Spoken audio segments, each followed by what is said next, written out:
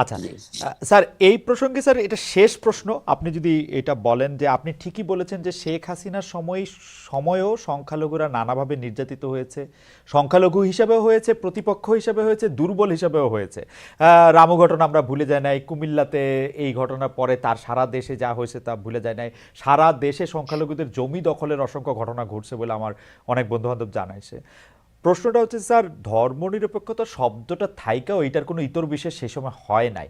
এখন যদি এই শব্দটা না থাকে তাইলে কি স্যার এটা ভালো হবে? মানে এটা না থাইকে কি আসলে, মানে এইটা নিয়ে আমি যদি আমি না না আমি আমি এটা তুলে দিতে বলছি না, আমি যে এই ব্যাপারে হুম আমাদের পাশের দেশ ভারতকে তো নানাভাবে আমরা অনুসরণ করি। হুম সেখান থেকে আমরা পেঁয়াজ আমদানি করি, হুম আলু আমদানি করি, হুম এমনকি গরু আমদানি করতাম, এবং তাদের থেকে নানা রকমের কলকবজা আমরা আমদানি করি, হুম সেগুলির মূল্য এমনকি আদানির বিদ্যুৎ আমদানি করি, হুম তাই না? হুম তো ভারত থেকে সেকুলারিজম কথাটা আমদানি তো করতেই পারেন আপনি। হুম ভারতে মুসলমানরা কেন সেকুলারিজম চায়?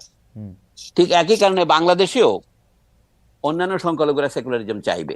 এখানে অর্থাৎ আপনার শব্দ নিয়ে তর্ক না করে আমি অর্থের দিকে রাইট আপনাকে মনোযোগ দিতে আকর্ষণ করছি। হুম হুম আমি যে কোনো দেশেই মার্কিন যুক্তরাষ্ট্রের সংবিধানে যে কথা আমি উল্লেখ করলাম, হুম বিল অফ রাইটস এর 1 নম্বর যে অ্যামেন্ডমেন্ট, তাতে হুম কি লেখা আছে? বলা হচ্ছে রাষ্ট্র, ওখানে বলা আছে দি কংগ্রেস, তাদের তো আইনসভাই সর্বপ্রধান, ওরা আইন প্রণয়ন করে, ওরাই এক্সিকিউটিভকে বৈধতা দেয়, ওরাই জুডিশিয়ারিকে আপনার কি বলে হুম অনুমোদন দেয়।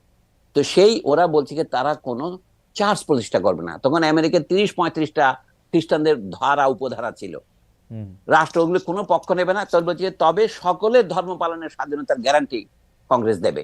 ওকে। এটাকে আমেরিকানরা বলে না বাক স্বাধীনতা, বাক মত স্বাধীনতা, প্রকাশের স্বাধীনতা, সবই এক বিল অফ রাইটস, ধারাতে আছে। এই জন্য রাইট কত বলে my first amendment rights. First right. Amendment রাইটের মধ্যে ধর্মীয় স্বাধীনতাও আছে। আমি যে বাংলাদেশের কথাটাকে আমি রিফ্রেশ করতে বলছি, যে ওকে বাংলাদেশের সকল ধর্মের ওকে। স্বাধীনভাবে ধর্ম পালনের গ্যারান্টি দেওয়া হবে, এটা হচ্ছে রাষ্ট্রের দায়িত্ব।